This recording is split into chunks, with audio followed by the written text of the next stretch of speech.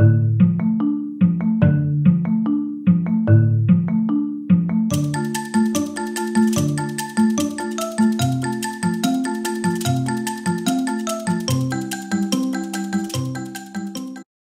there, welcome to another Tickling Tuesday, although it's already Wednesday. Sorry I'm a little bit late, I did not feel too good yesterday, so I decided to do it today. I am starting with some papers that I printed with my printer. I bought them on Etsy and I will leave a link on my blog, so hop over to my blog if you want to see what these papers are. And I am also using the Buggin' Out stamp set from the Alleyway Stamps. This is one of the mini stamp sets. And I will be using the little star cookie because this will be a Christmas card.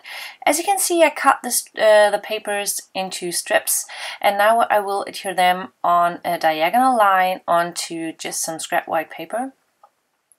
And I'm doing it in a mixture of different width and also the patterns.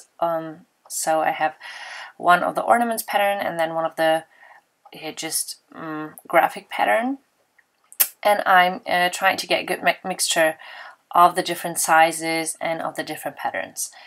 When I had adhered that, I cut the excess off with my scissors, and this little panel should be a tag, but I do not have a tag die and I did not want to use my silhouette because the silhouette was busy with something else, so I decided to use my circle cutter. So I used some measurements to find out where the center was of that piece, and then I just lined that up and tried to figure out which circle size would be perfect to get a nice round shape on the one side of the tag. And then I cut that with with the blade of that circle cutter. I have the circle cutter for quite a while now. It's the second one I got because my first one got broken. But I have to say that this is one of the tools I really love, and I've been using it for a long time. I'm sticking the panel down to my work surface to make sure it will not slide around while I'm cutting. This happens to me if I do not adhere my paper. But the adhesive that I'm using, the tape on it, can easily be rubbed off the paper, so this is no problem. As you can see, I'm rubbing off the adhesive now. And I have this nice rounded shape, and I just used a punch to create a hole because this is going to be a tag. Okay, now it's time to make this a shaker card. I wanted to use the jar from the Buggin' Out stamp set to make a shaker card, and I think shaker cards, especially with those jars images, are quite popular right now. Well, maybe the hype is over already, but I still wanted to go for it. So I know many companies do have these jars, but I think this one is pretty cool because it also has the lid, the solid lid that you can stamp in any color. I chose to do it in black because I had already stamped the jar in black, and I really wanted to cover that up.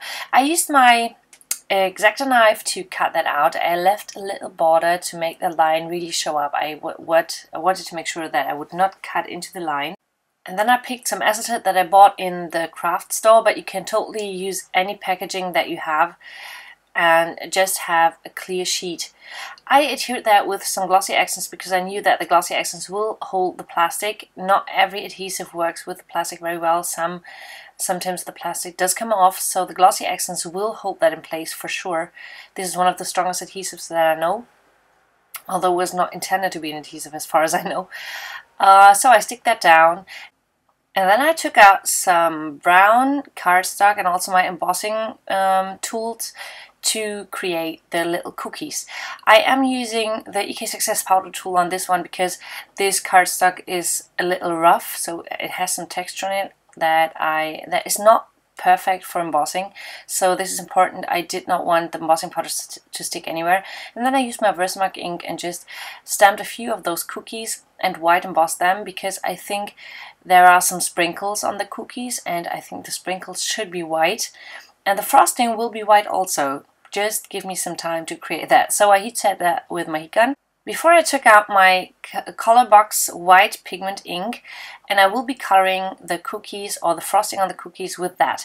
This works like a white watercolor, so I just dab that onto my acrylic block and use some water and a brush to fill in the frosting space, because it's not as crisp white as the embossing is, so the sprinkles will still show up, and yeah, yet it does look as if you had some white frosting on your chocolate or cinnamon cookies.